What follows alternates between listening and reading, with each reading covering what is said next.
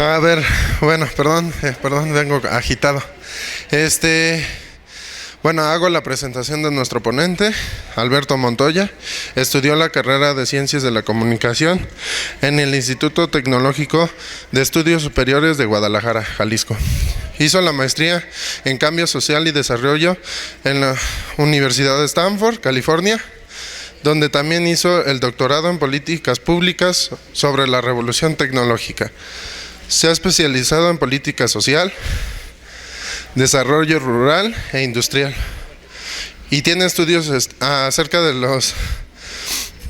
en las estrategias a nivel nacional. Actualmente es catedrático de la Universidad Iberoamericana y miembro del Centro de Estudios Estratégicos Nacionales, AC. Un fuerte aplauso para el ponente. Muchas gracias. Muy buenas.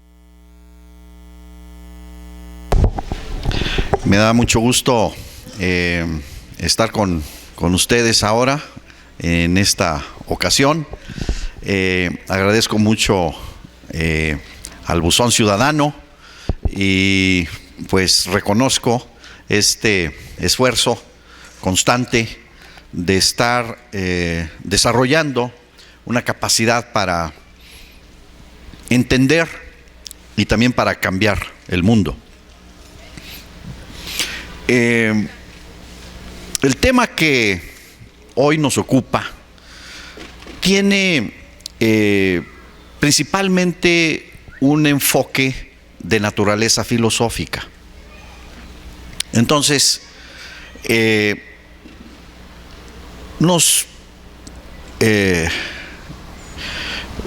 nos importa mucho el justificar por qué, ¿verdad?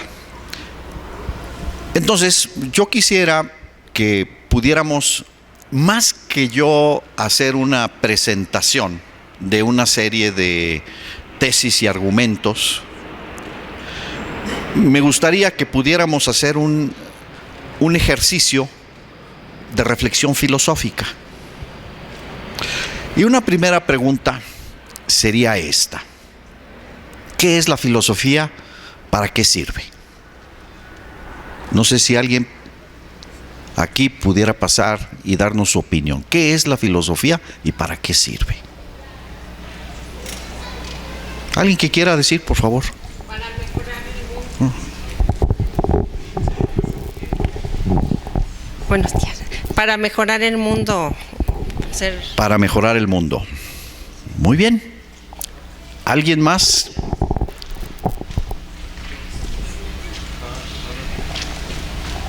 Pues, la filosofía es buscar la verdad, y de ahí nacieron todas las ciencias. Es la raíz de todas las ciencias, yo creo, y nos sirve para modificar al mundo y nuestro entorno. Somos los únicos seres vivos capaces de modificar nuestro entorno. Muy bien. ¿Otra idea?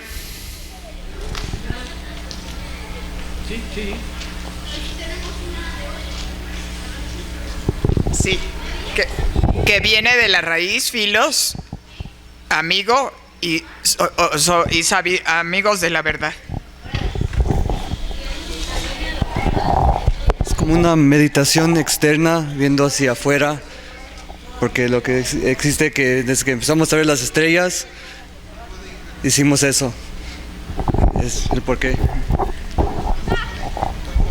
Cuando uno va caminando y piensa en la filosofía sin tener ningún conocimiento, uno dice, bueno, me sirve para pensar, me sirve para meditar, me sirve para buscar la verdad, me sirve para entender qué es lo que está pasando y de esa manera tener un pensamiento metódico tal que me lleve al descubrimiento de algo, y ese algo es siempre en busca de la verdad, por qué las cosas son y por qué las cosas, al menos a mí me sirve así, por qué las cosas suceden, y si no le encuentro una respuesta inmediata, entonces empiezo a investigar sobre el tema y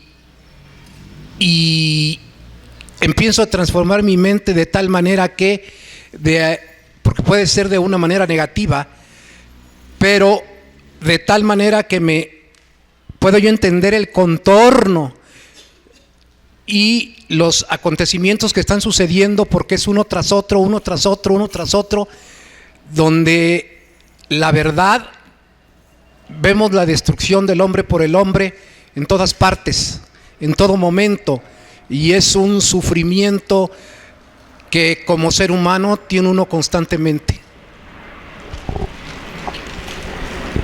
Muy bien. Por favor. Sí, también nos sirve para concentrarnos más en la vida, para que a través de esa concentración pues podamos construir nuestra propia forma de ser, nuestras maneras de desarrollarnos en la vida y también con nuestro entorno. Muy bien. ¿Qué es lo que demuestra estas opiniones? Todos los humanos somos filósofos, aunque no todos tenemos el papel de filósofos en la sociedad. Esta es una tesis, por cierto, de Antonio Gramsci. Pero ustedes lo acaban de constatar. Todos somos filósofos, aunque no todos tenemos el papel de filósofos en la sociedad. Ahora, ¿cuál es la diferencia y especificidad del pensamiento filosófico? ¿Cuál es la diferencia entre una forma de pensamiento, el arte? ¿Qué es lo específico de lo filosófico, que lo hace distinto de otras formas de conocimiento?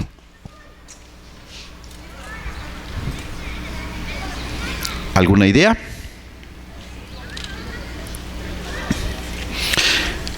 Sobre este tema, Kant hizo un planteamiento muy preciso. ¿Qué es lo filosófico? Lo filosófico es lo demostrativo. Eso es lo filosófico. Por ejemplo, un poeta nos puede comunicar una verdad, incluso de manera mucho más contundente, evidente, que nos motiva, que nos hace captar las cosas. Pero el propósito del poeta no es demostrar. Por eso hay una diferencia entre la literatura y la filosofía. En la literatura podemos expresar ideas, pensamientos, crear mundos subjetivos, intersubjetivos, imaginarios. En la filosofía hay que demostrar. Hay que demostrar.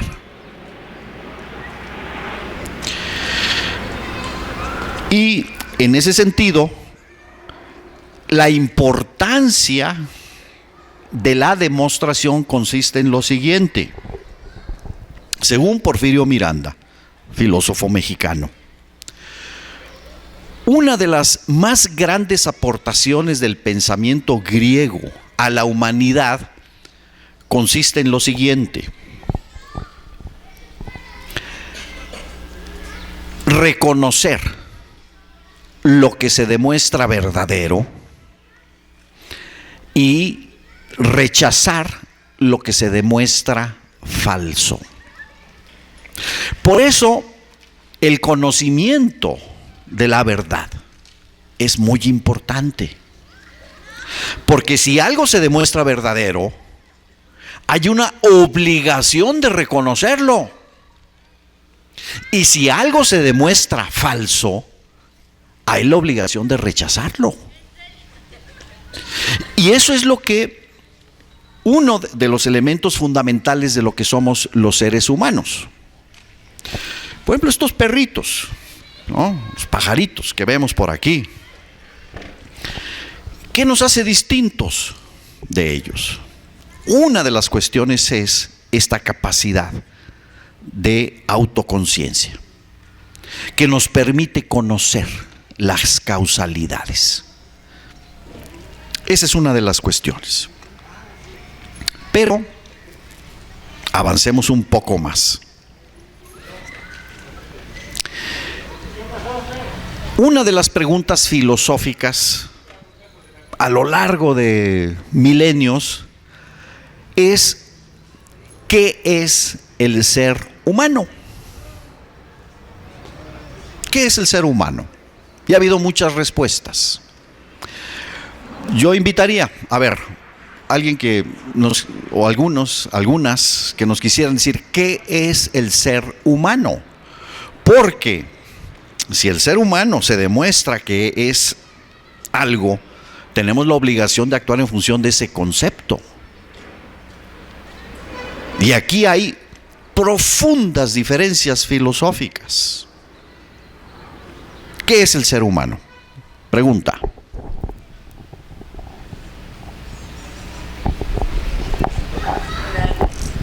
Venga, por favor.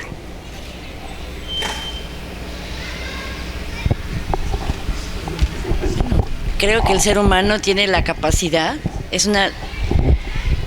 un ser, es una especie que tiene la capacidad de razonar y de relacionar cuestiones de la naturaleza, de racionalizarlas, la naturaleza. Muy bien.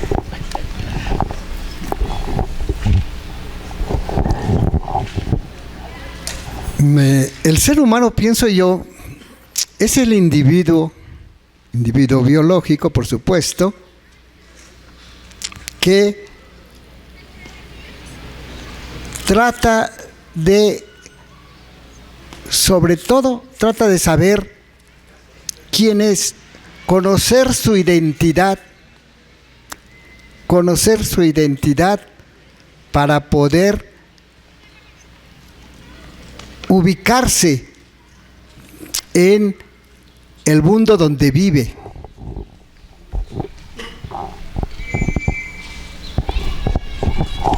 El ser humano los hicimos de estrellas para observar las mismas estrellas.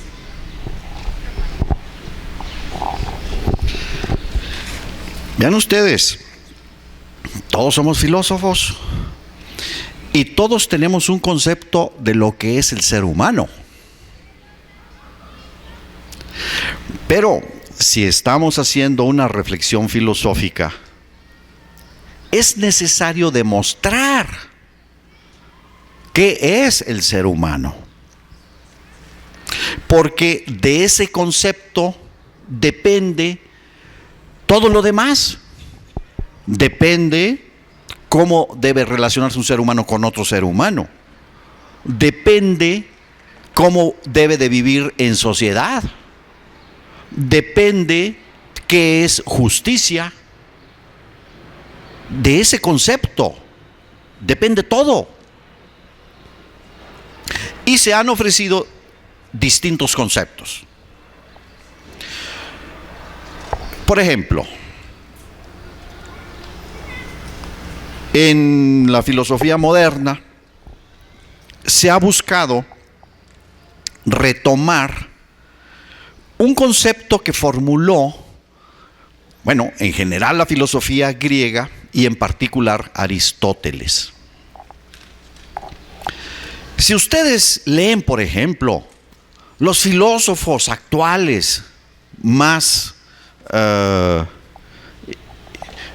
importantes, influyentes en Europa, puedo mencionar un ejemplo: Giorgio Agamben,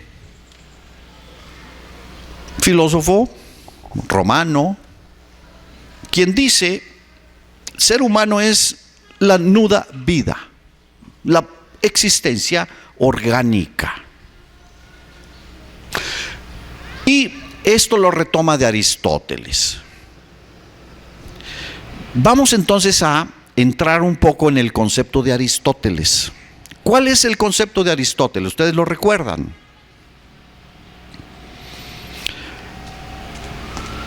Zoon politikon.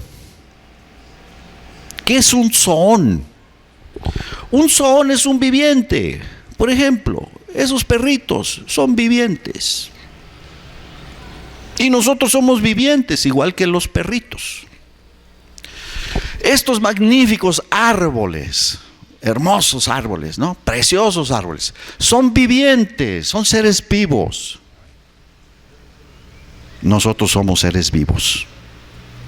Por eso decía Aristóteles: somos zoon. Pero también un tigre es un zoon. Sí, es un zoon. Una orca es un zoon. Sí, es un zoon. ¿Y cómo se comportan los zoones? ¿Qué es lo que caracteriza el mundo de la naturaleza, el mundo natural, el mundo de la natura?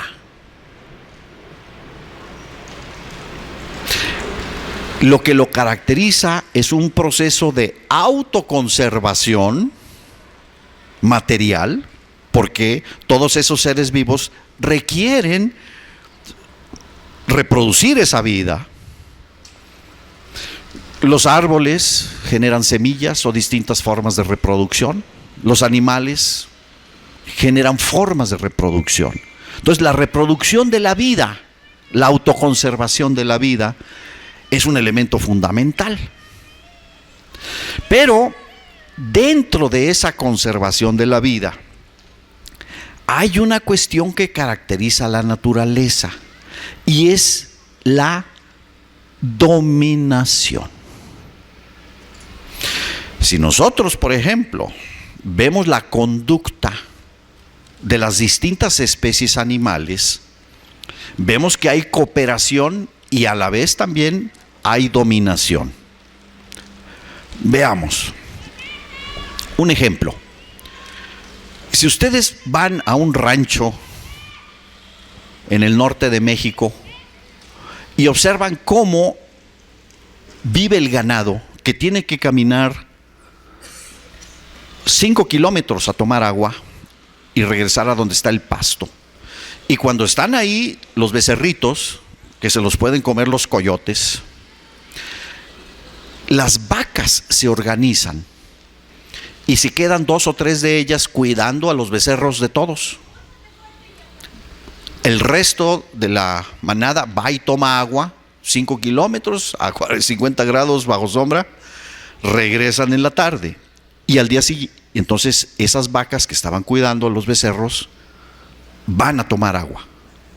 Yo vi personalmente esto en un rancho en el norte de México. Hay cooperación, pero también hay lo que caracteriza a la racionalidad de las especies animales, que es la racionalidad tecnológica. ¿Qué es la racionalidad tecnológica? Es la racionalidad de cuál es el medio más eficaz para lograr un fin. Por ejemplo, si un chimpancé tiene hambre y necesita subirse a un lugar en donde hay plátanos para comerlos, busca cómo llega se sube, pone unos palos o busca la forma y consigue llegar a su comida. Pero hay formas impresionantemente sofisticadas de racionalidad tecnológica. Yo les recomiendo, vean ustedes ahora en el internet, pueden buscar, aparece por ejemplo como ballenas asesinas, killer whales.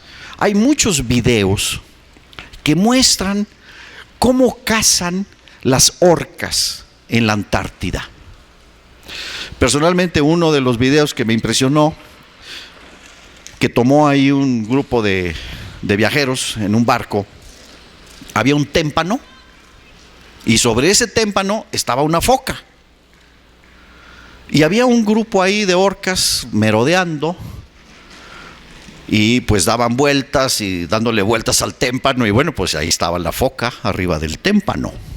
Bueno, dan vueltas. Entonces, de repente, las orcas se alejan como unos 100, 200 metros y siguen por allá nadando, dando vueltas. De repente se juntan, forman una línea, eran como 5 orcas, forman una línea, hagan de cuenta como en estos parques acuáticos donde hacen todas estas demostraciones, y se vienen a toda velocidad y generan una ola, y esa ola llega al témpano y empuja a la foca al agua. Fíjense ustedes lo que hicieron estas orcas. Fíjense lo que hicieron. Eso es racionalidad tecnológica. La capacidad de encontrar el medio para alcanzar el fin. Las orcas necesitaban comer. Había ahí una foca. Se organizaron. Fíjense lo que implica el nivel de coordinación, el nivel de lenguaje que hay entre estas especies. Es una cosa impresionante. Eso es racionalidad tecnológica. Entonces, eso es los zoones. Todos los vivientes tienen racionalidad tecnológica. Nos hace a nosotros distintos. Bueno, nosotros, por ejemplo, ahora podemos utilizar un hidrocarburo y hacer motores y transportarnos. Eso es racionalidad tecnológica.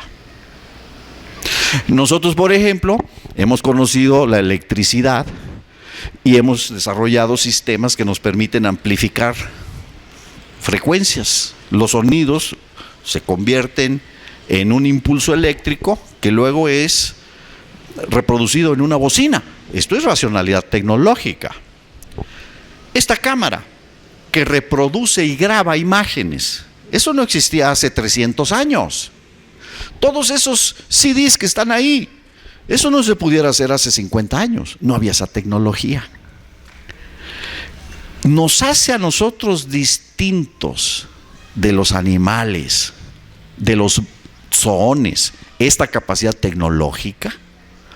Bueno, ciertamente el dominio que tenemos de la naturaleza a través de la revolución científica, sobre todo a partir del siglo XVI, se va desarrollando la ciencia moderna.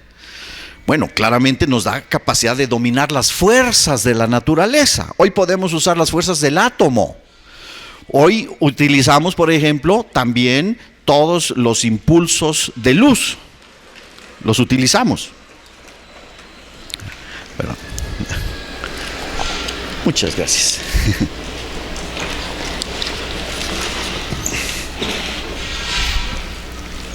Utilizamos los impulsos de luz. Tenemos medios tecnológicos como nunca.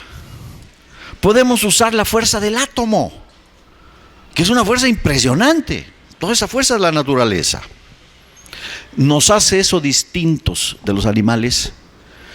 Dice Aristóteles, no. Eso no nos hace distintos.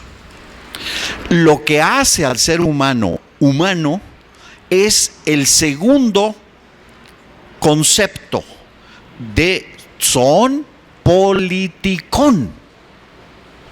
Ese es el concepto de Aristóteles.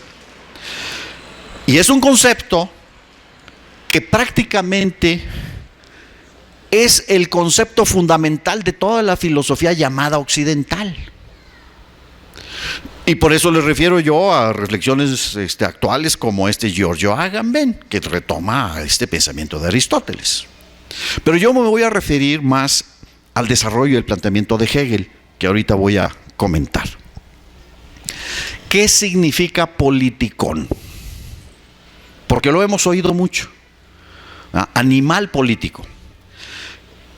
En castellano está mal traducido animal, porque en griego zoon no es animal, es viviente. Viviente. Entonces dicen animal, zoon es animal. No, no es animal, es viviente, porque eso nos incluye a nosotros. Esta distinción de animal, humano, es una distinción muy probablemente que viene de la filosofía de Descartes, porque Descartes concibió la realidad en dos grandes mundos: res cogitans, res extensa, cosas del pensamiento, de las ideas y cosas materiales. Entonces, ¿qué pasa? Que desde esa concepción la naturaleza se convirtió en una cosa. Por cierto, en las filosofías mesoamericanas el ser humano no se hacía o no se consideraba como separado de la naturaleza, se consideraba parte de la naturaleza, al grado que incluso entre los aztecas, bueno, ustedes reconocen ese papel ideológico, ¿no?, de las guerras floridas para mantener el orden cósmico, que bueno, era más que nada una creación ideológica para justificar su dominio sobre otras culturas y pueblos. Pero en ese pensamiento no se consideraba a la naturaleza aparte, nos consideramos parte de la naturaleza. Y todo este pensamiento nos ha llevado, en el capitalismo desde el siglo XIX, a considerar que el progreso es explotar la naturaleza. Si nosotros vamos a Chapingo, verán que dice el lema: explotar a la tierra y no al hombre.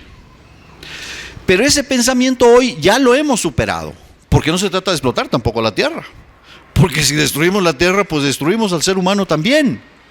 Entonces, este es uno de los elementos importantes de retomar esta vinculación. Pero por eso entonces es viviente con ética. Politikon, si nosotros, ¿alguien de ustedes ha leído el libro Política de Aristóteles? Si no, yo les recomiendo que lo lean. En ese libro de la Política de Aristóteles es en donde él hace esta definición. ¿Y qué significa politikon? Significa que puede distinguir lo conveniente y lo inconveniente, que puede distinguir el bien, que puede distinguir el mal. Y eso es lo que dice Aristóteles, que nos hace distintos de los otros vivientes, de los perritos, de las orcas, de los orangutanes, de los gorilas, de las viboritas, de los pájaros, todos los otros vivientes. Que nosotros podemos distinguir el bien y podemos distinguir el mal. ¿Y cuál es la cuestión a la que nos lleva esto? Que el ser humano es un ser libre y que por lo tanto, como ser libre, puede optar por tomar una decisión por hacer algo conveniente y hacer el bien, o puede tomar la decisión de hacer algo inconveniente y hacer el mal. Es libre para hacer una cosa o hacer la otra. Ese es el tema. Ese es el tema de fondo. Porque, por ejemplo, volviendo a los animalitos, no son libres. No son libres. Las estrellas, el cosmos, No es libre, obedece a las leyes que les dan su existencia. Obedecen a las leyes de la relatividad, obedecen a las leyes de la gravedad, obedecen a las leyes cuánticas en el mundo de las partículas fundamentales de la materia. No son libres. No son libres. Nosotros, hasta donde conocemos, en este universo, somos los que tenemos conciencia de ser libres. Entonces, es hasta aquí un primer concepto. ¿Qué es el ser humano? El ser humano es un viviente con libertad que tiene capacidad de conocer el bien, de conocer el mal y de autodeterminarse, de ser libre. Hago esto o hago lo otro. Tiene libre albedrío. Esos somos los seres humanos, como base. Bueno, hasta aquí. No sé si hubiera alguna pregunta, cuestión, reflexión.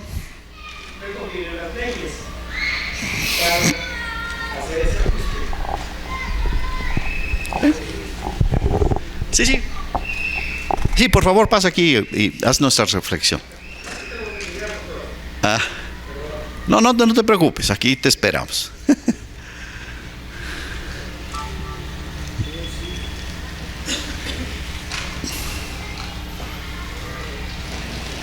Buenos días a todos. Buenos días. A ver, sí. Por favor. Gracias. Bueno, estoy escuchando su plática acerca de lo libre que somos los humanos. Tenemos la capacidad de hacer el bien y tenemos la capacidad de hacer el mal. Pero evolucionando la humanidad, pues se tiene que someter a ciertas leyes, ¿no es así? Es como nacen los derechos humanos, creo yo. Muchas gracias. Muy bien, ahorita vamos a entrar al tema de la ley, la obligación y el derecho. Sí.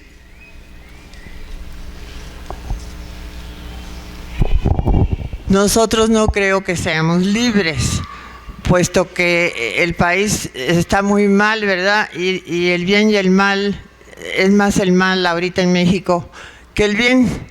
Y si nos puede explicar eso, sí, gracias. Muy bien, vamos a ver la realización histórica de la libertad. Bueno, uno de los elementos civilizatorios en la historia de la humanidad tiene que ver con el cristianismo. Le voy a decir por qué. Una de las formulaciones de Pablo de Tarso en una de sus cartas lo dijo en estos términos: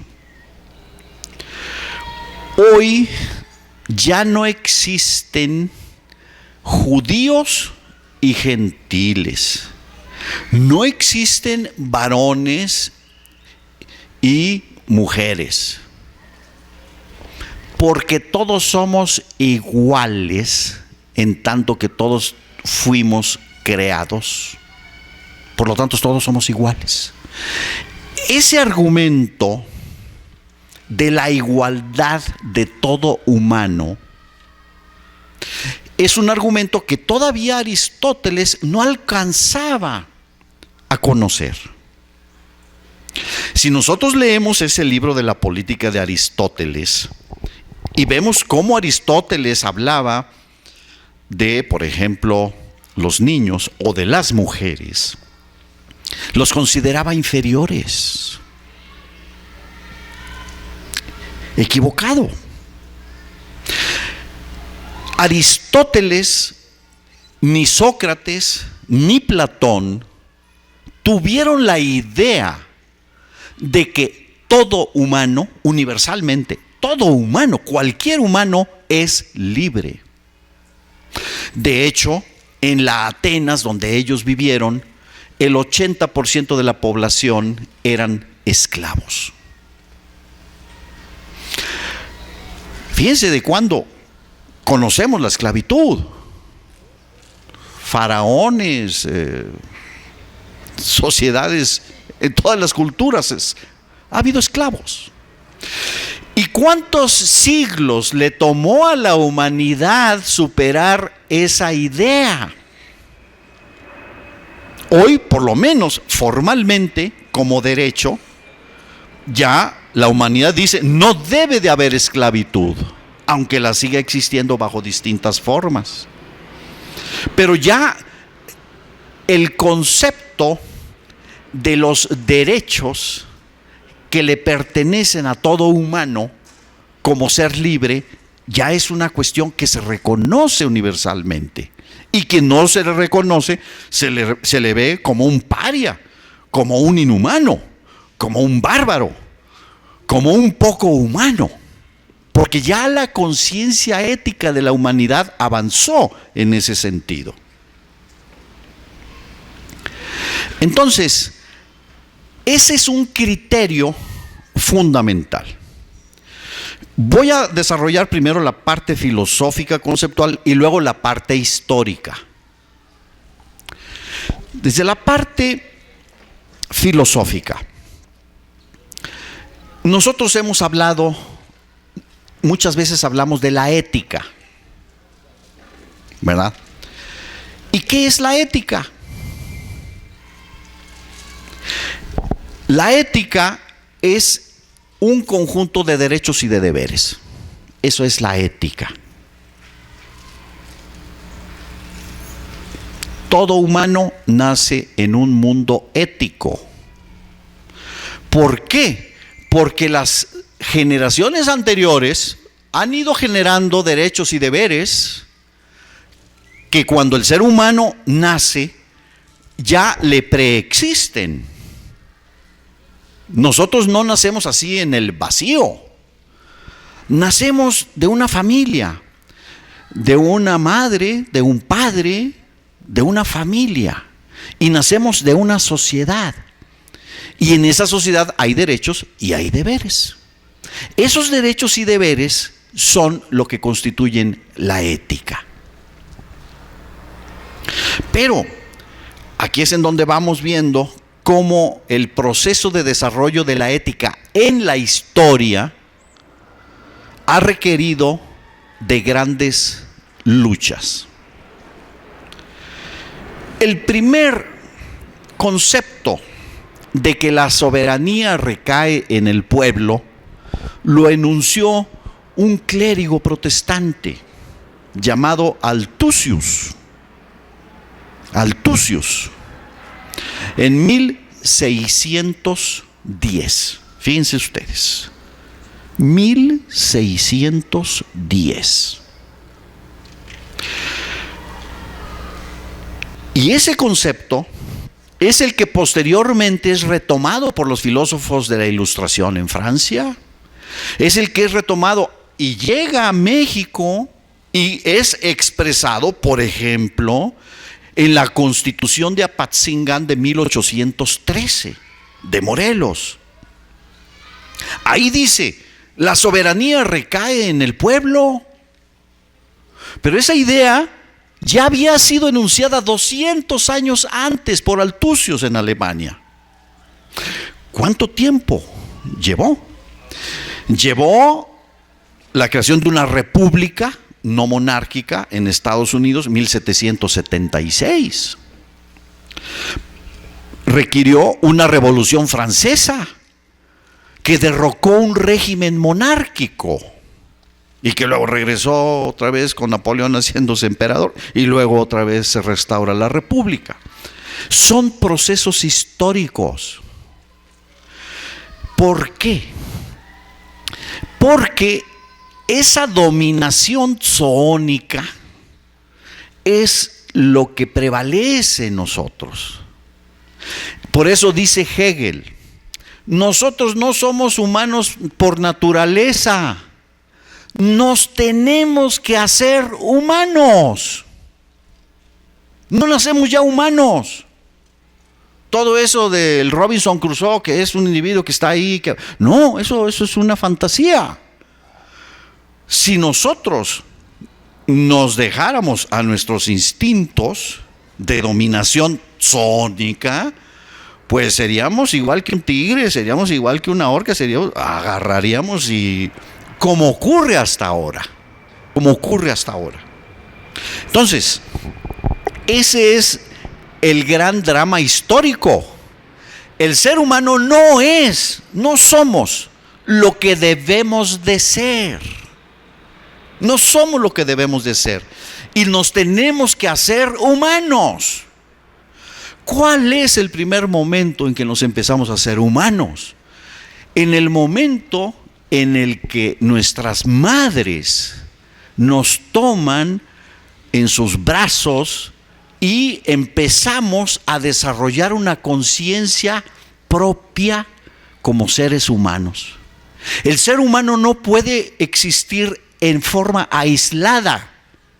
Solamente podemos existir en intersubjetividad. Y eso es desde el momento de nuestro nacimiento, la existencia del ser humano, intersubjetiva. Ha habido casos en la historia interesantes que ilustran la importancia de esto. Rousseau, por ejemplo, hace referencia en sus escritos a el caso de un muchacho joven, que por azares, no se sabe cómo, el hecho es de que ese niño se crió en unos bosques, se crió con lobos o perros, o pues no se sabe. El hecho es de que esa criatura ahí vivía. Le pusieron el nombre de Víctor. Y fue todo un acontecimiento extraordinario ver que estos niños, comillas, salvajes, bueno, ha habido varios casos, y que son muy ilustrativos de lo que implica el proceso de hacernos humanos. Ese niño nunca aprendió a hablar. Ese niño dormía sobre el piso, y ustedes saben que los fríos en Europa son muy severos, muy severos, y a ratos caminaba a cuatro patas, y en el momento en el que tuvo acceso a la comida, comía, engordó, ¿no? Y no pudo desarrollar la capacidad de hablar.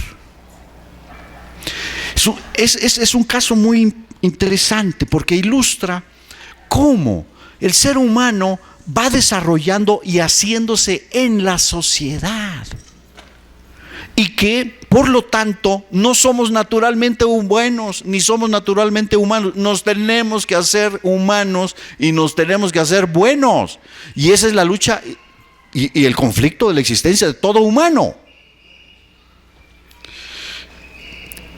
Hay otro elemento que a partir de estos conceptos formuló con mucha precisión Immanuel Kant en un libro, La fundamentación de la metafísica de las costumbres.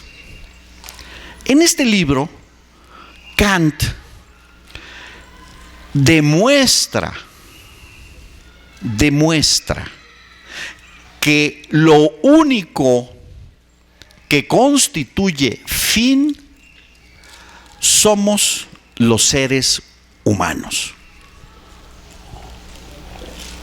A ver, es una finalidad que diseñemos y produzcamos automóviles que aceleren a 100 kilómetros por hora en un segundo. ¿Esa es una finalidad humana? Pues no es una finalidad humana.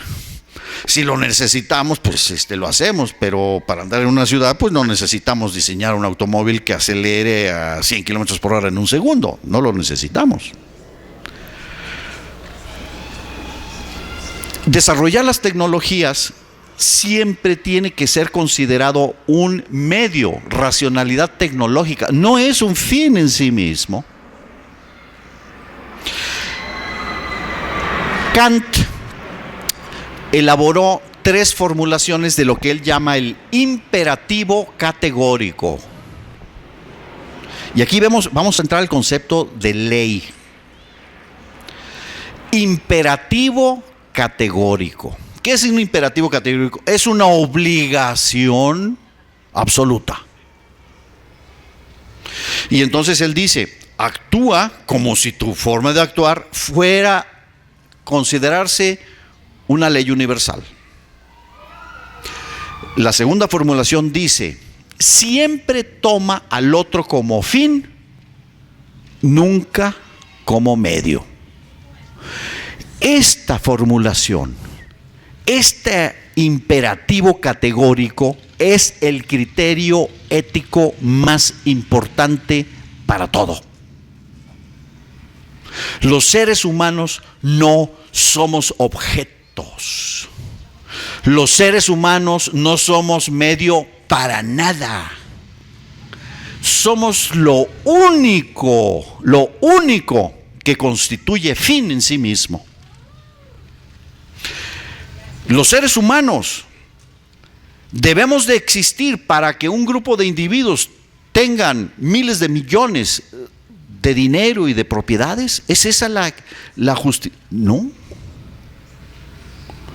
Vean ustedes cómo de este criterio ético absoluto se derivan consecuencias políticas y económicas extraordinariamente importantes. Por eso la importancia de la demostración filosófica de estos criterios éticos.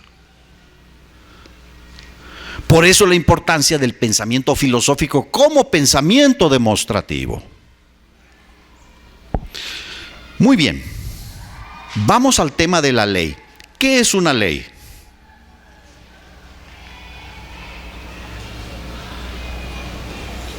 ¿Qué es una ley?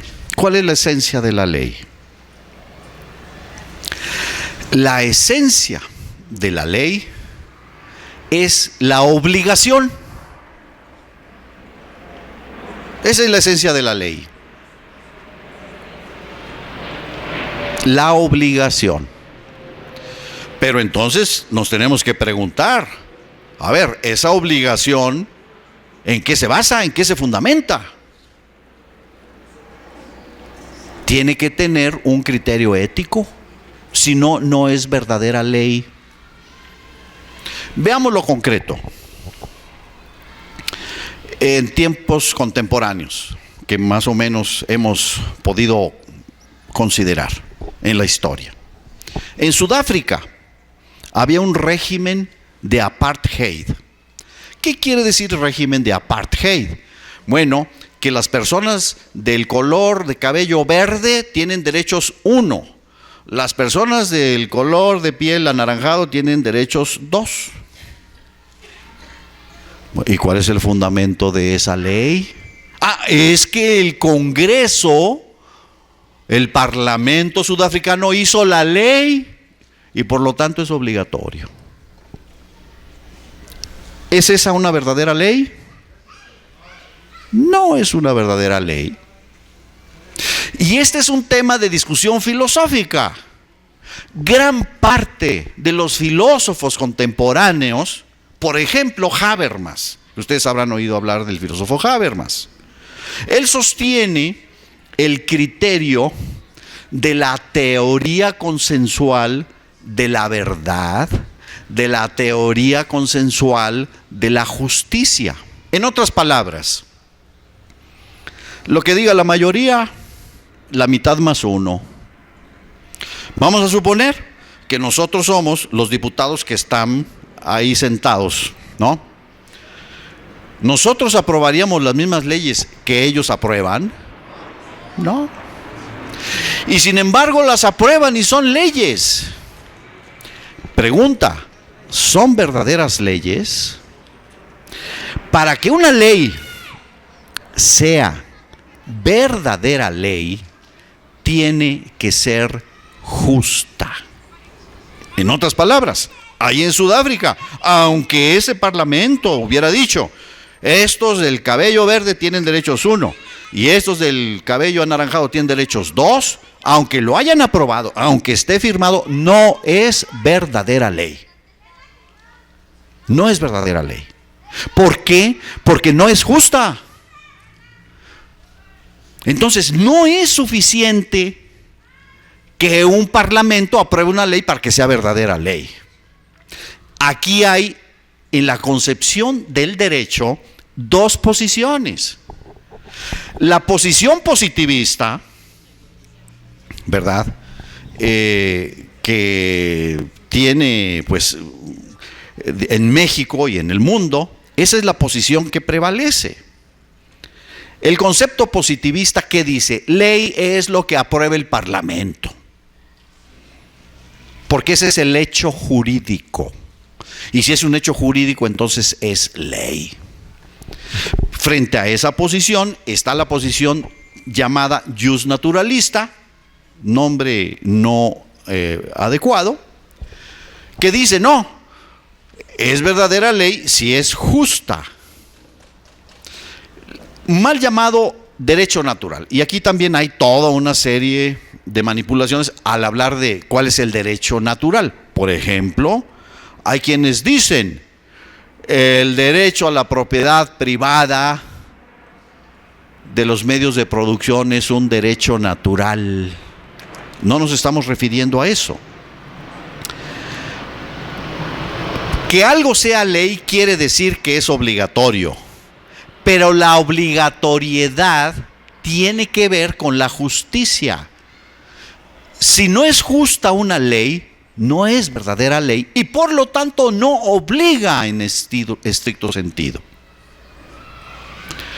Si estos que están ahí tomando decisiones a nombre del pueblo de México deciden que nosotros vamos a ser esclavos de Estados Unidos pagados a un sueldo de 75 pesos diarios, ¿sería verdadera ley? No sería verdadera ley, aunque lo están haciendo por otros medios.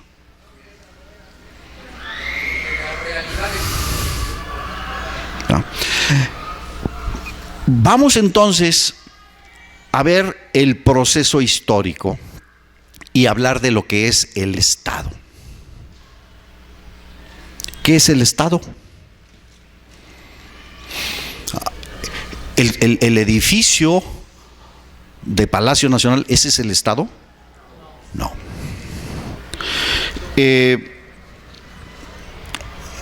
El acta de independencia original firmada, el papel ¿ese es el Estado?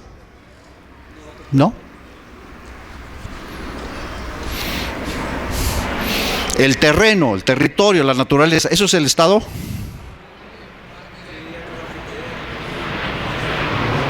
¿Qué es el Estado? Los seres humanos. Nosotros somos el Estado.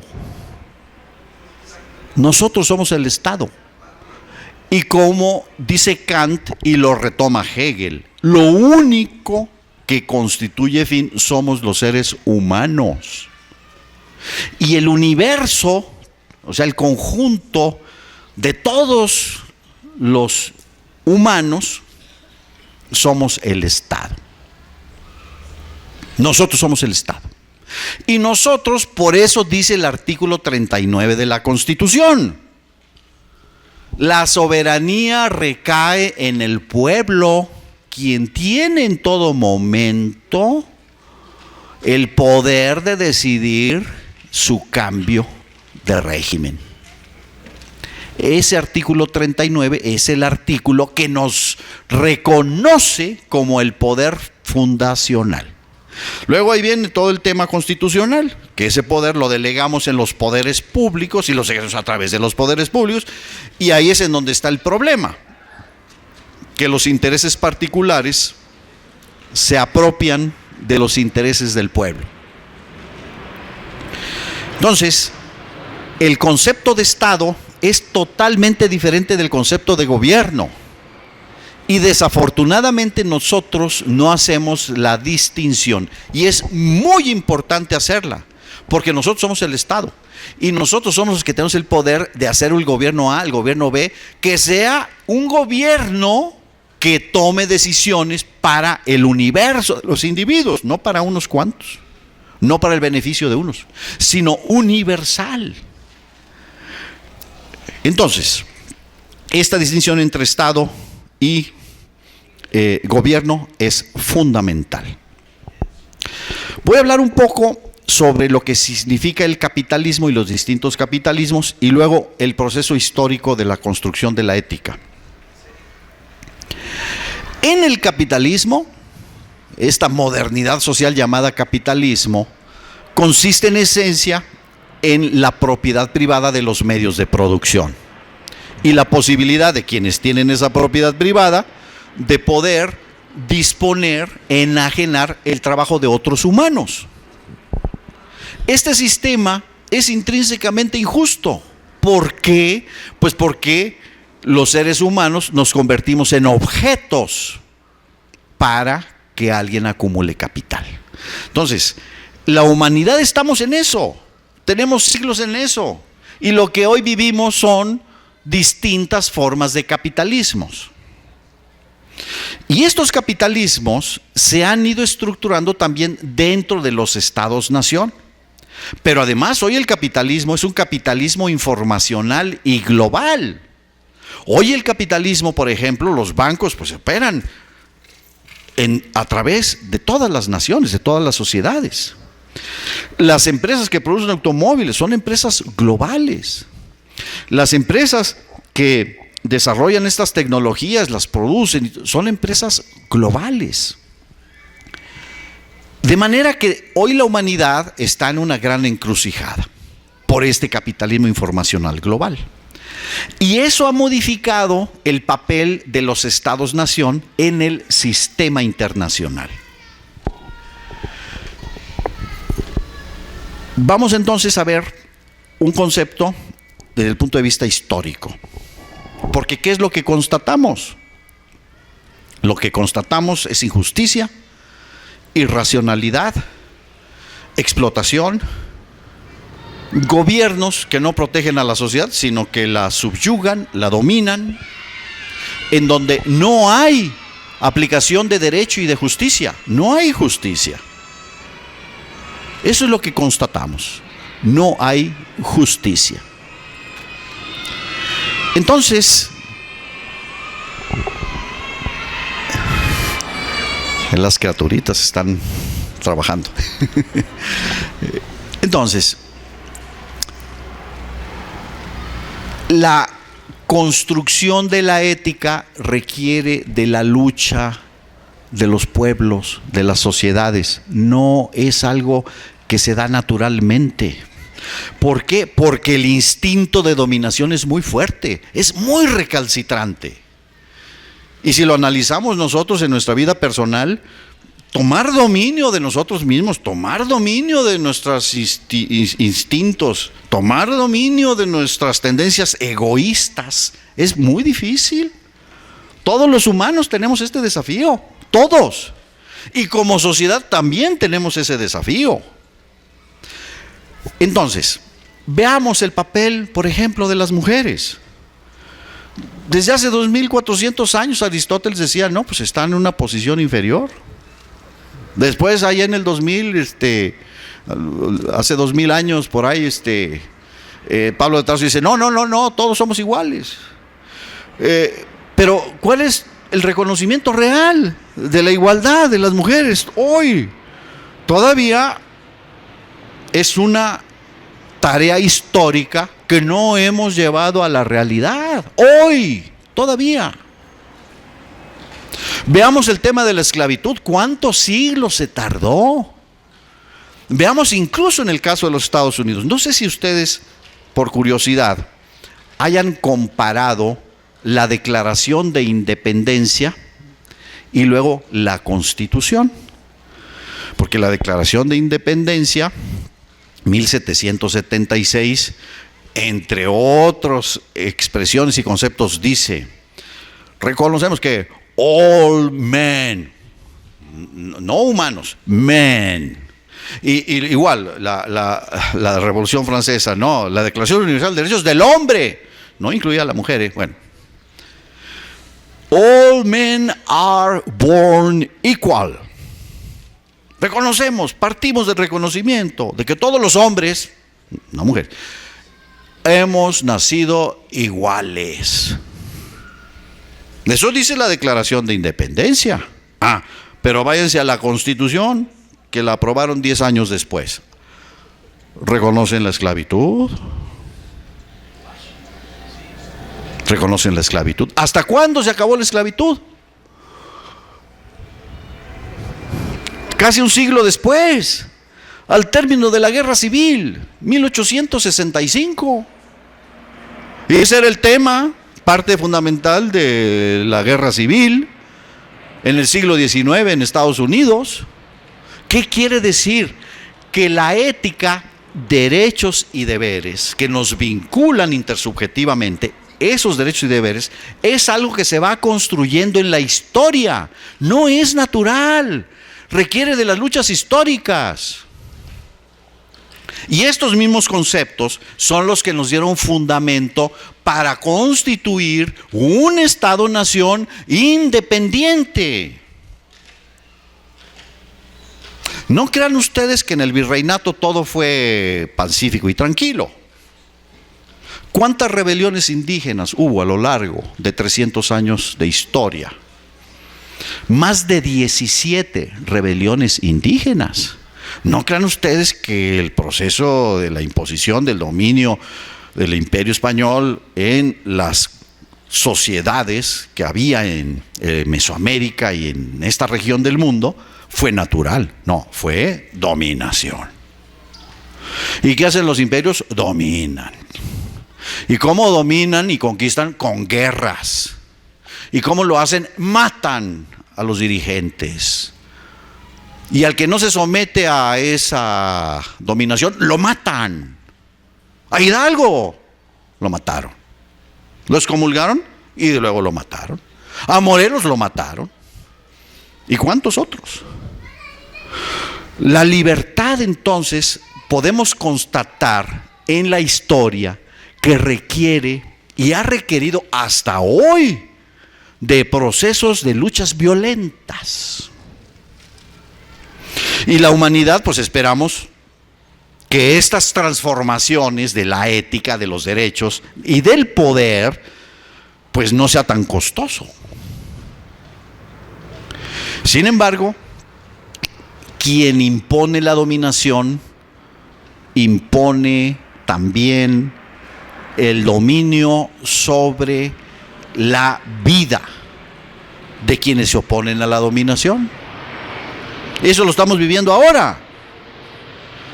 Cómo se mata y se asesina a potenciales dirigentes que puedan impedir proyectos mineros, proyectos de inversiones en energías renovables en Oaxaca o en Guerrero. ¿Por qué se da esta violencia contra los normalistas? ¿Cómo se explica ese grado de brutalidad, de asesinato de jóvenes estudiantes? ¿Cómo se explica eso? Por ese afán de dominación. Fuerzas que están ahí interesadas en que no se cancelen sus intereses de lucro privado. Entonces, esta cuestión nos lleva a la última parte de la reflexión. ¿Qué es México? ¿Qué debe de ser México? Entonces, ojalá que haya oportunidad en que podamos ampliar estos conceptos. De hecho, tenemos un documento en donde se hace un planteamiento. Si es de interés de algunos, pues aquí a través de Antonio podríamos circularlo. Y la primera parte justamente es la fundamentación filosófica. Primero, los mexicanos somos seres humanos con la misma absoluta dignidad y libertad que cualquier otro humano. En África, en Estados Unidos, en Alemania, en China, en Polinesia, en Suiza. Somos iguales. Y por lo tanto, no admitimos ninguna forma de dominación. Este es el punto por el cual es importante la fundamentación filosófica. Estas excrescencias vomitivas del imperio estadounidense que vomita este fascista Trump, simple y sencillamente nosotros no tenemos otra opción sino de decirle a él o a la otra señora que también lo representa en una forma más diplomática, la misma dominación. Nosotros no somos objeto de nada ni de nadie. Somos seres humanos con absoluta dignidad y libertad igual a la de cualquier humano. Ni mayor, pero tampoco ni menor. Ese es el punto esencial de cualquier relación entre los seres humanos, en una comunidad y en una relación entre un Estado-nación y otro Estado-nación. Entonces, ese es el primer punto. El segundo punto: Estados Unidos, en su afán de dominación, permanecer como la potencia mundial, está siendo inevitablemente reducido a un nivel inferior por el crecimiento de China, de la Unión Europea y de otros países. Estados Unidos inevitablemente está reduciendo su poder en el mundo. Primer dato: su economía ya no representa el 50% de la economía del mundo como era en 1945, al terminar la Segunda Guerra. De toda la producción del mundo, Estados Unidos representaba el 50%.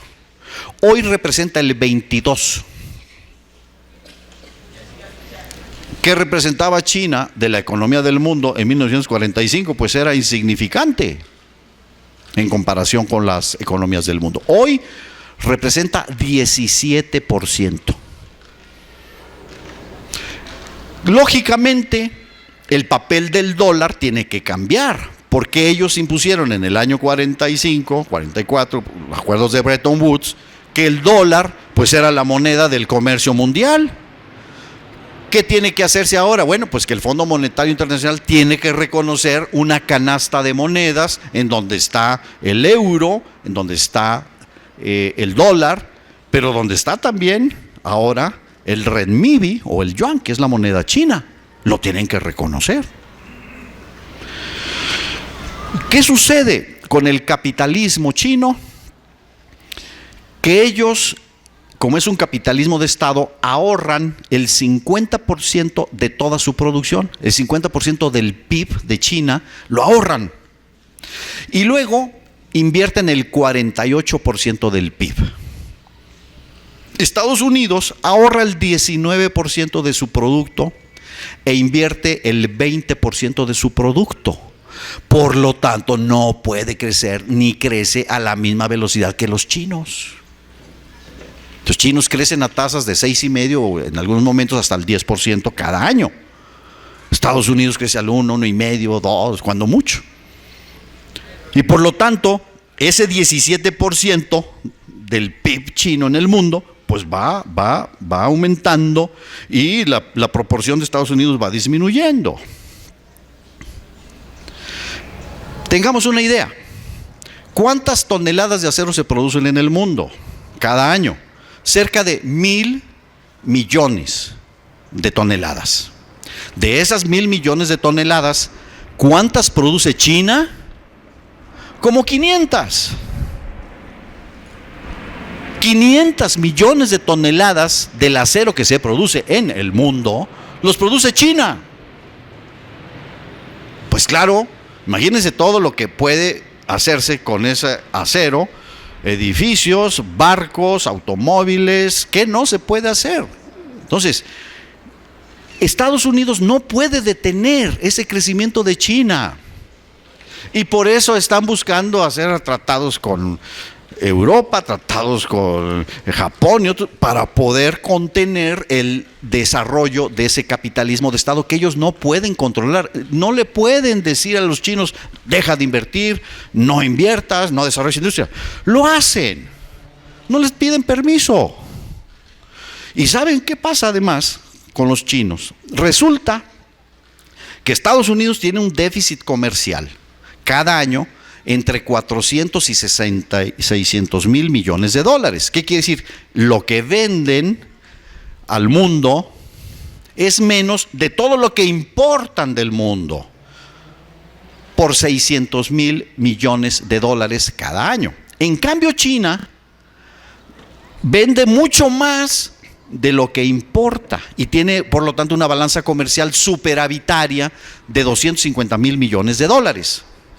¿Y qué hace con esos dólares? ¿Qué hace con esos dólares China? Parte de lo que hace es comprar bonos del Tesoro de Estados Unidos. Muchísimo. 3 trillones de dólares.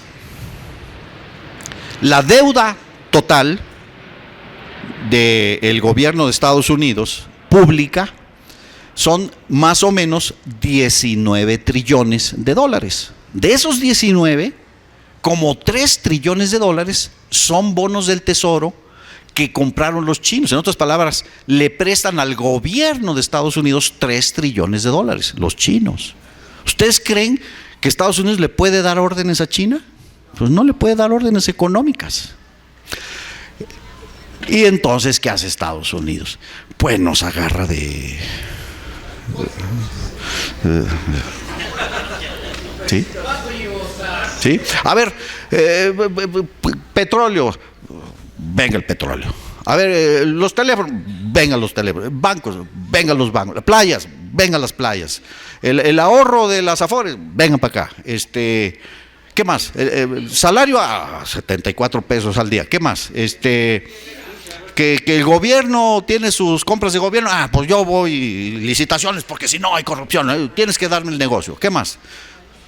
La televisión, la radio, el agua, el aire, todo. ¿Sí? Y hay que regresar al tema fundamental. Nosotros no somos objetos de nadie. Somos humanos con absoluta dignidad y libertad. Y nos hemos construido con mucho esfuerzo, con mucho sacrificio, una nación. Somos una nación, y no cualquier nación, porque parte de todo este problema es la cuestión conceptual, ideológica, que nos dicen: ustedes no son nada, ustedes no merecen nada, ustedes no pueden, ustedes no son libres, ustedes son corruptos. Vean esa afirmación infame de Peña Nieto diciendo: todos somos corruptos. No, señor. Usted está equivocado. Usted está equivocado. Esa es una ofensa al pueblo de México. Decir que todos somos corruptos es una ofensa al pueblo de México. Y la profirió Enrique Peña Nieto. ¿Cómo es posible que el presidente de la República afirme que todos somos corruptos? ¿Cómo es posible que nos ofendan de esa manera? Y termino esta reflexión con un análisis de lo que nos corresponde hacer. ¿Qué ha sucedido en estos últimos 30 años? Cuando Estados Unidos pues nos sujeta, ¿para qué? Pues porque no puede competir, porque además gasta el 40% del gasto militar del mundo y no lo sostiene y tiene una deuda tremenda y está en un proceso de involución inevitable. Y ya estamos viendo cómo esto se manifiesta en la vida social y política de Estados Unidos. ¿Qué han hecho? Colonizan a México. Lo colonizan en primer lugar mentalmente. Somos América del Norte, somos socios. Ese es un concepto botarga. ¿Cómo que América del Norte? No. Ustedes son Estados Unidos, nosotros somos México, Canadá es Canadá. Aquí no somos América del Norte, porque no tenemos derechos y deberes iguales. ¿Sí? Si dijeran, vamos a ser una gran nación, todos los mexicanos y estadounidenses, los mismos salarios, los mismos derechos de seguridad social, los mismos derechos políticos. No es lo que proponen. Quieren una sociedad colonial, neocolonial. Nos quieren de esclavos posmodernos. Y aquí muchos mexicanos están con la ilusión y la fantasía de que ya vamos a entrar a Disneylandia, ya vamos a ser como los gringos, ya vamos a vivir en Hollywood. Y ahí está toda la televisión, la propaganda, y los jóvenes pensando, ¿verdad?, que ese es el objetivo de la vida. Ya vamos a vivir en Disneylandia. Cuestión que además es muy discutible como modo de vida. No me meto al tema de la cultura y del capitalismo de consumo, que es totalmente irracional, y ese es otro tema, pero bueno. Entonces, se han apropiado del gobierno. Fraude contra el ingeniero Cárdenas en el 88, asesinato de Colosio, ponen a Zedillo, que fue el que permitió la inversión 100% extranjera en la banca y además pagó los 100,000 millones de dólares del rescate bancario. Y luego el botudo Matavíboras, que no es más que un instrumento que fue en su momento muy eficaz para decir, aquí está la democracia, aquí está la alternancia. Es un empleado de una corporación extranjera, hijo de padres extranjeros, que no tenía ni visión ni proyecto para nosotros, fue un instrumento, ¿verdad? Y después, haya sido como haya sido, el 6. Y después compramos el voto de los pobres.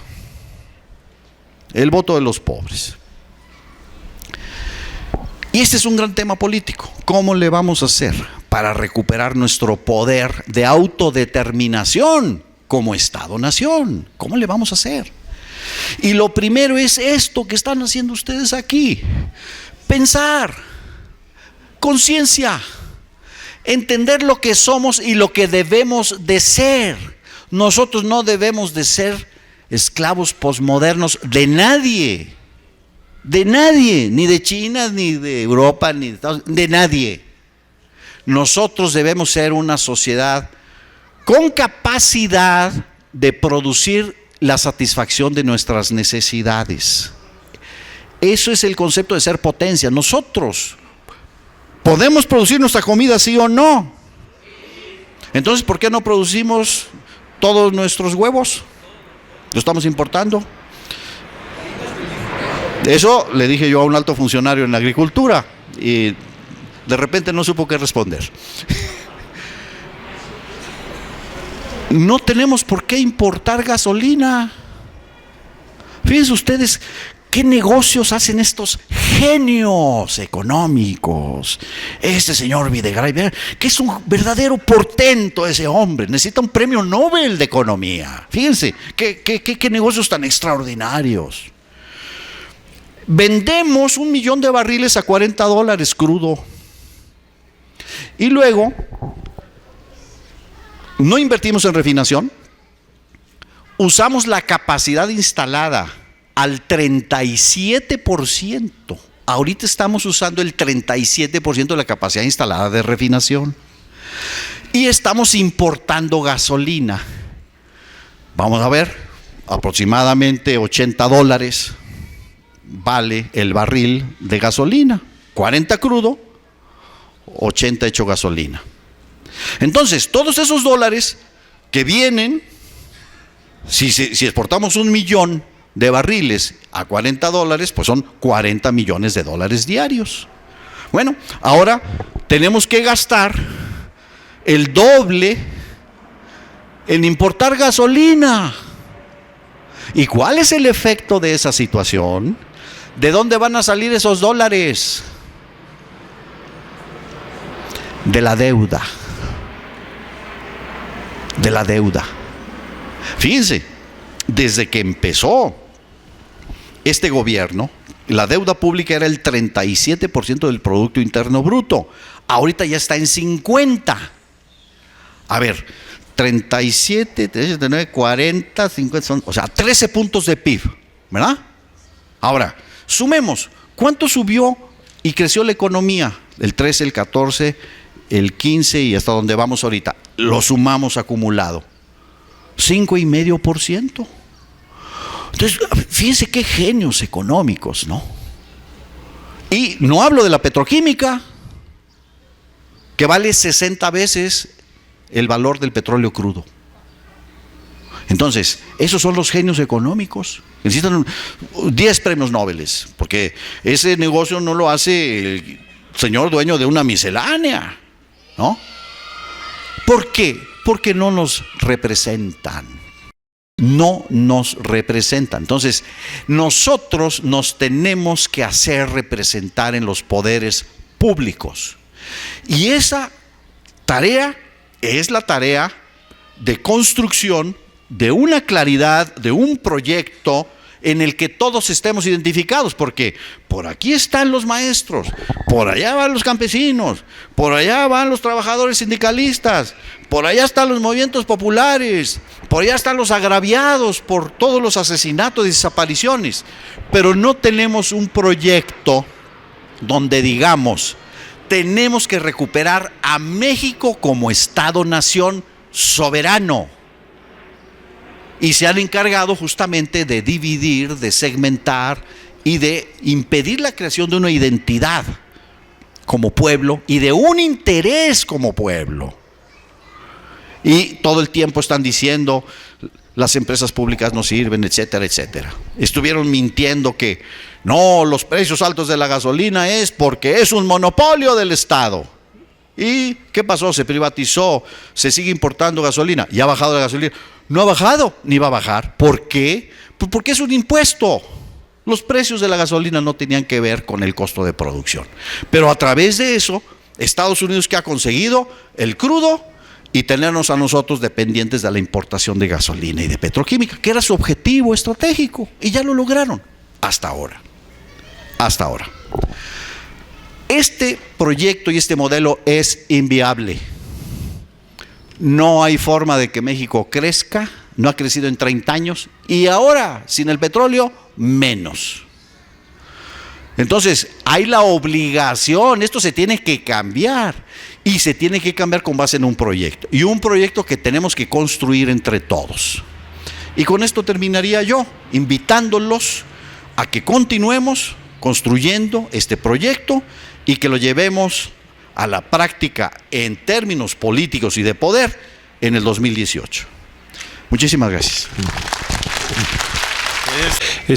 Bueno, a mí algo que me interesó de lo que mencionó el doctor fue de cómo es que pues los americanos nos están conquistando y especialmente por todo lo que es la cultura. Si uno ve la televisión de cable, todos los programas son americanos y por ahí nos están dividiendo y yo creo que pues obviamente ya se quedaron con el gobierno y creo que lo que nos correspondería hacer a nosotros para tratar de luchar contra tanto consumismo sería empezar a inculcar en la gente pues que no compren en Oxxos, que no compren en Walmart, que traten de adquirir productos de gente local en las tienditas, ¿no? Porque creo que por ahí podríamos tratar de detener este avance capitalista que nos está consumiendo.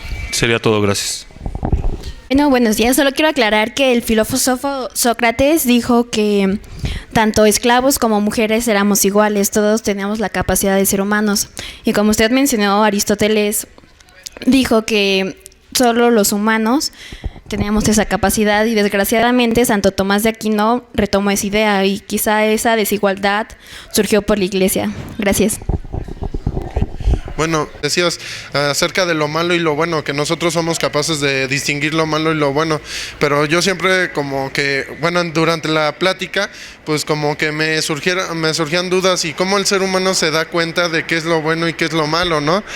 Porque cabe la subjetividad, por ejemplo, en la India o en ciertos lugares los animales son sagrados y por ejemplo aquí no, ¿no?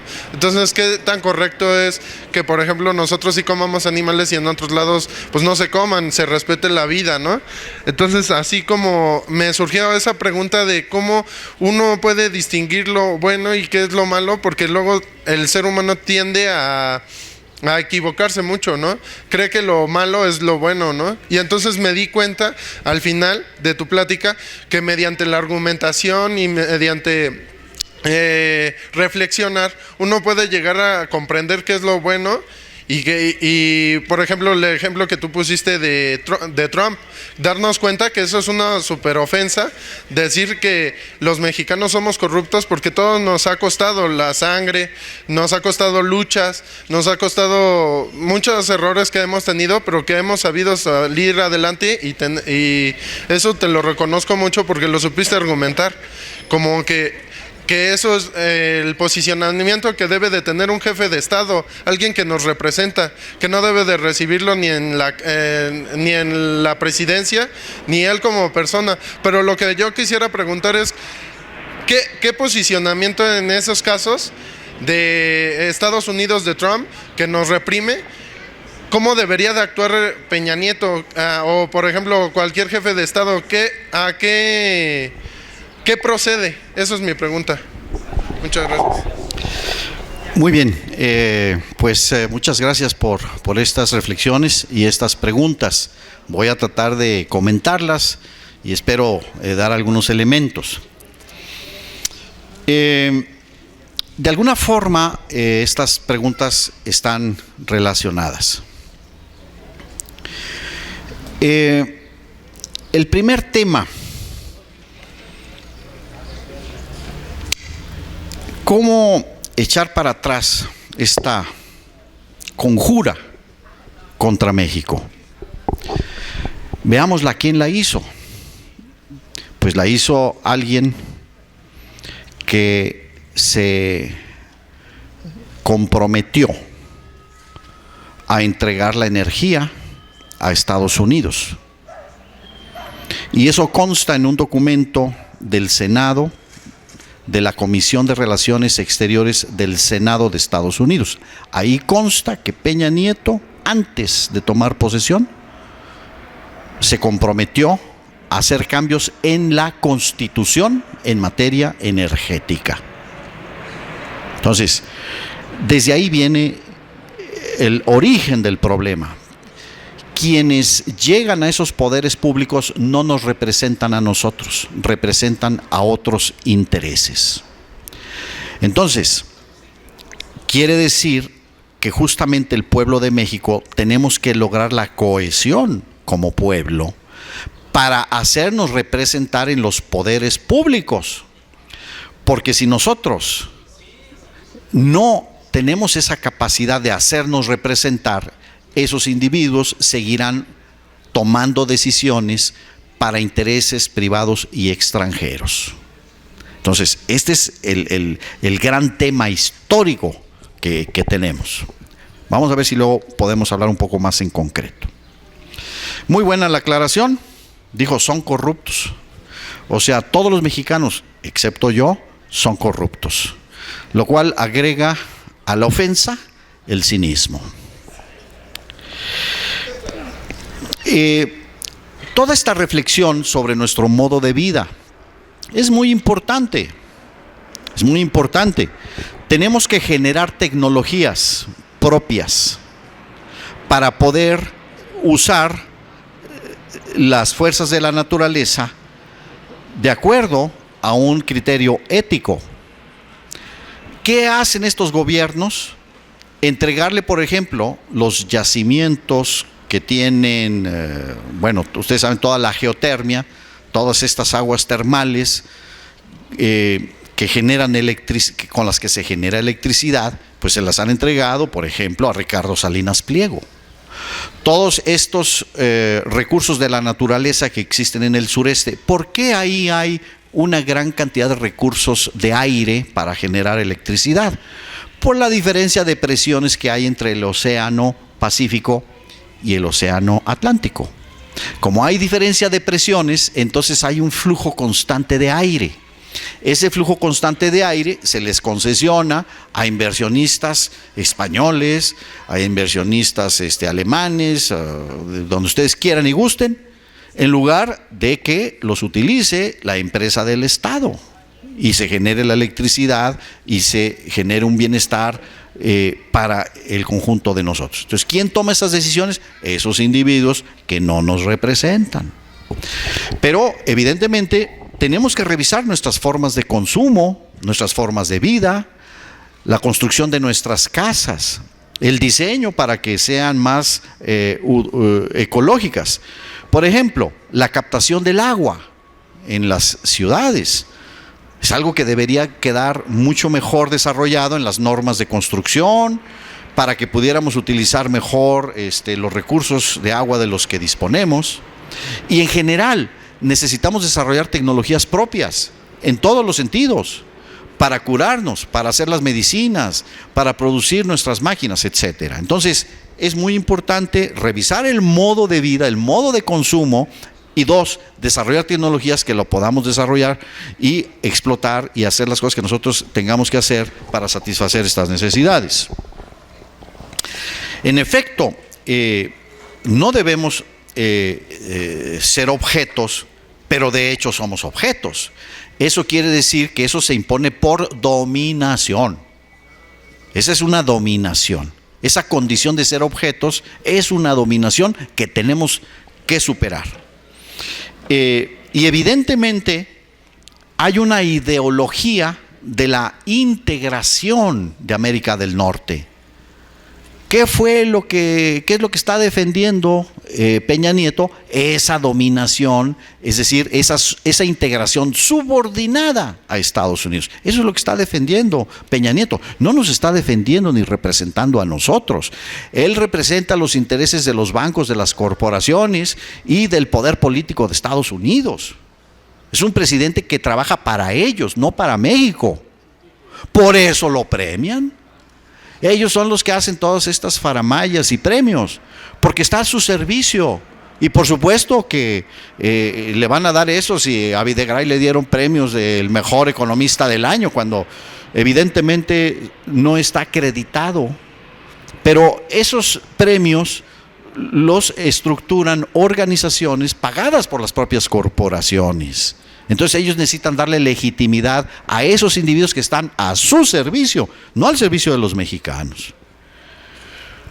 En efecto, hay que tener una serie de estrategias hacia Estados Unidos. Primera estrategia: ceteris paribus, como dicen los economistas, condiciones iguales. A ver, tú subsidias tu agricultura y me estás diciendo que con el tratado que yo no puedo administrar y generar condiciones de rentabilidad a mis productores. Pues simplemente no lo acepto y punto. Aunque esté en el TLC, no lo acepto, porque la alimentación es un derecho humano. Punto. ¿Cómo tratarlos? Así. Simple y sencillamente se ejerce, no se solicita permiso para ejercer un derecho. Oiga, ¿me permite ser libre? No, se es libre. Oiga, no quisiera que fuera un poquito más. No, señor, esto es injusto y no debe de ser. Punto. Veamos. La inversión en materia de telecomunicaciones. ¿Cuánto es el límite a la inversión extranjera que hay en Estados Unidos? 17%. Entonces, ¿por qué viene aquí la ATT o quien ustedes quieren y gusten, o Español, Telefónica, quien sea? ¿Por qué vienes aquí a invertir al 100% de inversión extranjera? No, señor. ¿Y por qué 17%? Eso es contra... No, señor, pues ese es el límite que está en Estados Unidos. O sea, aquí se aplica el criterio que tú tienes allá, punto. ¿Y en base a qué? Pues porque tú eres... cuando tú lo cambias allá, entonces lo cambiamos acá o lo regresamos acá. Así de sencillo. Bancos. ¿Cuál es el límite a la inversión extranjera en la banca en Canadá? Socio del Telecán. 10%. En Canadá no puede llegar Slim a comprar un banco canadiense al 100%, no puede. Hay un límite de 10% a la inversión extranjera. Entonces, ¿qué le vamos a decir a los bancos aquí? Miren, ¿saben qué? Tienen un año para que del 100% o venden sus acciones a un mexicano o a ver qué hacen. Pero no permitimos más de 10% de inversión extranjera en la banca. Así. ¿Y cuál es el fundamento de eso? Pues es la ley que tú tienes. ¿Yo por qué voy a que el Scotiabank aquí esté al 100% y ¿dónde está la reciprocidad? No es globalización, es colonización. ¿Cuál es el límite de la inversión extranjera en la banca en Europa? 20%. Aquí y llega el BBVA y de donde saca aquí las mayores utilidades del mundo. La mayor proporción de las utilidades del mundo de BBVA la saca de México. Y ahí hicieron su torresota y todo. Pues claro, pues aquí es la reconquista. ¿Cuál es el límite que le vamos a poner? 20% máximo, que es el europeo. Aquí queremos globalización, no colonización. Y esto no es, esto es colonización. Esto es colonización. El señor Trump, mire usted, las empresas de Estados Unidos van a pagar aquí los mismos impuestos que pagan en Estados Unidos. No, es que eso no es competitividad, pues entonces lárguense. No lo necesitamos. Ustedes nos necesitan a nosotros no. Ese es el primer punto que hay que entender. Quien necesita todo este funcionamiento es Estados Unidos, nosotros no. ¿Cuáles son los tres elementos fundamentales de todo este proceso de colonización? Pagar 75 pesos, salario mínimo, y no pagar impuestos en México. ¿Cómo se va a pagar la educación, todo lo que necesita la sociedad? ¿Cómo se estuvo manteniendo el Estado malgastando la renta petrolera? Para eso sirvió durante décadas. Ahora ya ni siquiera eso. Porque ya la renta petrolera también se van a quedar con ellos las petroleras y los bancos extranjeros. Por eso, lo que les estoy diciendo, nosotros, México, vamos a un colapso muy en el corto plazo. ¿Por qué? Porque no hay forma en que se sostenga. Y ya estamos viendo los síntomas. Ya estamos viendo los síntomas del tipo de cambio, de la reducción del gasto público, por lo tanto la reducción del presupuesto, por lo tanto el aumento de la deuda. Eso va a seguir. No hay otra forma, no puede haber otra forma. Eso es lo que va a ocurrir. ¿Y por qué va a ocurrir? Pues por esta economía política colonizada. ¿Y qué es lo que tenemos que hacer? Recuperar nuestro proyecto histórico. ¿Y qué quiere eso? Pues quiere que desarrollemos nuestra propia economía. A ver, necesitamos que venga un suéter producido por Zara en Filipinas y traído a través de no sé qué TLC a venderse aquí. Pues no lo necesitamos. Necesitamos ponerle gasolina refinada en Houston al automóvil. Pues no necesitamos. Podemos refinar la gasolina y la vamos a usar durante unas décadas mientras se da el cambio del sistema energético. Pero nosotros podemos refinar esa gasolina. No necesitamos esa gasolina. ¿Por qué lo están haciendo? Pues porque no nos representan. Son gente que traiciona el interés de los mexicanos. Y además nos ofenden. De manera que el tema es cómo nos damos cuenta que es el bien, cómo nos damos cuenta que es el mal. El criterio, por eso es tan importante esta cuestión de la demostración filosófica.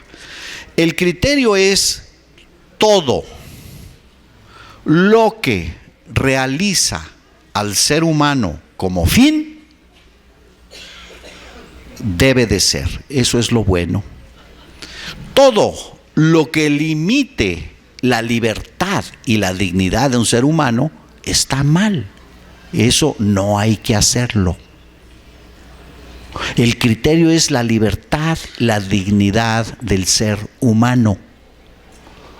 Y eso es válido para cualquier cosa, para cualquier cosa. Relaciones personales, relaciones políticas, relaciones económicas, relaciones de pareja. Y estamos constantemente en esa lucha, porque no somos naturalmente buenos. Nos tenemos que hacer humanos. Nos tenemos que construir como seres éticos. No somos naturalmente éticos. Esa es una falacia. Suponer que ya de suyo somos hombres, humanos. No es así. Nos tenemos que hacer humanos. De manera que ese es el criterio con el cual nos tenemos que relacionar, y nos tenemos que relacionar con cualquier sociedad y poder en el mundo, sea Trump, sea Hillary, sea Obama, sea Merkel, sea Putin, sea Xi Jinping, sea Abe, quien sea. Nosotros tenemos igual dignidad. No somos ni sus esclavos, ni ustedes tampoco son nuestros esclavos. Somos iguales. Y en esa condición es como nos debemos de tratar, con gran respeto, pero con gran reconocimiento de nuestra dignidad. Ese es el criterio. Y son principios que además están en la Constitución, en las relaciones internacionales, pero que este grupo de gobernantes se han olvidado, porque sí hay criterios de la política exterior. ¿Y qué es lo que debe de promover un representante del Estado mexicano ante otro Estado? Pues debe de promover la libertad y la dignidad de todos los mexicanos, y traer a ese individuo que nos ha insultado, que ha hecho expresiones ofensivas, que nos, en ese debate reciente, ¿verdad?, 5 veces nos dijo que éramos la causa de sus problemas. Y se le da un trato de jefe de Estado a ese individuo, en lugar de interpelarlo. Nosotros no necesitamos Estados Unidos. Ese es el punto central de la descolonización mental. Ellos son los que nos necesitan a nosotros. ¿Por qué? Porque aquí no pagan impuestos y porque aquí pagan 75 pesos y presionan para que el salario sea un salario que ni siquiera es constitucional. Acaba de venir un representante internacional a decir: el salario en México es una violación directa de los derechos humanos. ¿Por qué? Porque con un salario la gente automáticamente está por debajo de la línea de pobreza. ¿Es el salario constitucional? Esos son los pactos que hay que decir. Miren, hace 150 años en Francia, los salarios representaban el 50% del Producto Interno Bruto. Si ustedes analizan hoy las estadísticas, vemos que en Francia hoy los salarios representan como el 55% del Producto Interno Bruto de Francia. ¿Qué tenemos allá?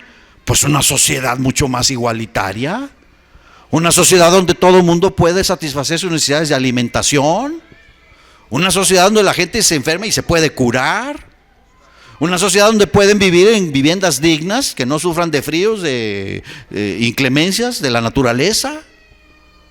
¿Y qué tenemos aquí? 29% representan los salarios en el Producto Interno Bruto. ¿Qué tenemos aquí? 60 millones de mexicanos que no pueden ni siquiera satisfacer sus necesidades básicas. 20 millones en pobreza extrema, que no pueden comprar ni siquiera los alimentos suficientes. Eso es injusto. ¿Cómo sabemos eso? Por conciencia, por discernimiento ético. Esto no es natural tampoco. Se tiene que pensar y discernir y decir: esto se demuestra que es injusto y esto se demuestra que es irracional. Y por eso la importancia del pensamiento. Porque sin pensamiento, pues, ¿cómo podemos demostrar que algo es irracional y que algo es justo o es injusto? Ese es el punto que nos distingue de los otros vivientes, la racionalidad ética. Nosotros compartimos con todos los otros vivientes la racionalidad técnica, la racionalidad tecnológica, la racionalidad, cuál es el medio más idóneo o el idóneo para lograr un fin. Esa racionalidad la compartimos con los vivientes, pero la racionalidad ética es la específicamente humana, ¿verdad? Entonces, y todo esto es un proceso de desarrollo del pensamiento. Porque, volviendo a Aristóteles, Aristóteles enunció un principio y un criterio que define lo que es el ser humano. Pero todavía el contenido de ese concepto aristotélico no tenía en Aristóteles un concepto universal. En ese sentido, la humanidad va avanzando, ¿verdad? Por eso la importancia de la reflexión y del pensamiento. Va avanzando en el pensamiento y va también avanzando en el pensamiento de qué es lo justo y qué es lo injusto. ¿Y cómo lo sabemos? Por la interpelación. Es el otro, la otredad, quien nos dice, óyeme, no, veámoslo.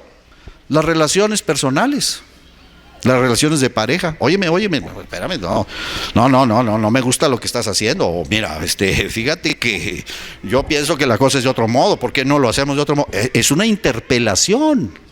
Y una interpelación que nos hace tomar conciencia de que no estamos siendo justos. Es muy difícil. Uno, por la propia autoconciencia, hay seres verdaderamente extraordinarios, humanos, que tienen un sentido ético extraordinario, excelso, pero son excepciones. La mayoría de los humanos son los otros los que nos interpelan, nos dicen, óigame, ¿no? Entonces, ¿qué es lo que hay que hacer con estos señores estadounidenses? Óigame, a ver, vamos revisando las cosas. A ver, usted me dice de globalización, perfecto, muy bien. Usted quiere un muro, perfecto. Nosotros tampoco queremos que se vayan los mexicanos, esa es una violencia. Aquí se habló de la expulsión, ¿no? De los territorios, de la migración. Nosotros no queremos eso. Nosotros no queremos que se expulse a la gente por coacción y violencia económica o por coacción y violencia directa, porque matan a la gente y hay inseguridad. Y porque el campesino no puede ir ni a su parcela porque no sabe, porque si una banda de narcos ahí lo van a agarrar y lo van a matar. Entonces, no, nosotros no queremos eso. Entonces, primera cuestión, y aquí eso viene para nosotros. A ver, tema de la violencia. ¿En cuántos estados en Estados Unidos es legal la producción, comercialización y consumo, además, como cuestión médica de la marihuana? En varios estados. Y entonces, ¿por qué aquí se pone al ejército a andar persiguiendo grupos criminales por un delito que nos pide Estados Unidos y allá esas leyes, ¿verdad?, lo permiten? Entonces, aquí quienes están en nuestra posición de gobierno no tienen dignidad para decir justamente esto. Segundo, ¿en dónde se lava ese dinero? En Wall Street. Estudios de la ONU lo demuestran. Ese dinero se lava en Wall Street. Tercero, ¿quién arma a los narcotraficantes? El gobierno de Estados Unidos. Hay dos operaciones conocidas, la Rápido y Furioso y otra que había hecho Bush. Son conocidas y les hacen llegar 5,000 fusiles de asalto, fusiles que pueden perforar el monobloc de un automóvil. Son fusiles para guerra que pueden matar a un soldado a 2 kilómetros de distancia, y esos fusiles se los hacen llegar a todos esos criminales en México. ¿Para qué? Pues para que se genere toda esa violencia. ¿Qué es lo que tiene que hacer una nación digna? Interpelar y decir, esto no es justo y no lo admito. Punto. Yo no admito que no desarrollemos nosotros nuestra capacidad de producir nuestra comida. ¿Por qué tenemos que comer una comida importada y subsidiada y me estás a mí imponiendo reglas que tú no cumples? Cuando tú canceles tus subsidios y dejes de estar exportando con subsidio y que deja con precios que no le dan suficiente ingreso al campesino para que pague las inversiones y el costo de su producción, entonces hablamos de libre comercio. tú no practicas el libre comercio y me pides el libre comercio, pues no lo acepto, punto. Entonces tiene que ser una interpelación al injusto. Y a veces esa interpelación históricamente ha sido pues una interpelación que no hay forma más que las confrontaciones armadas, que son las que dieron origen al Estado-Nación mexicano, una guerra de independencia, que fue la revolución social y política de hace 100 años de la Constitución. Entonces, ¿qué vamos a hacer ahora? Un cambio a través de los procesos democráticos, que son los que tenemos. Porque también hay un costo muy grande de vidas en esos procesos. No son cuestiones,